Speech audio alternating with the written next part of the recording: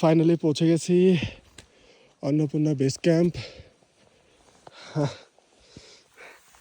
চলে আসছি অবশেষে। হাঁটতে হাঁটতে হাঁটতে হাঁটতে এই ঠান্ডার মধ্যে চারিদিকে বরফ জমে আছে, খুবই ঠান্ডা বাতাস, তার মধ্য দিয়ে হাঁটতে হাঁটতে চলে আসছি অন্নপূর্ণা বেস ক্যাম্পে।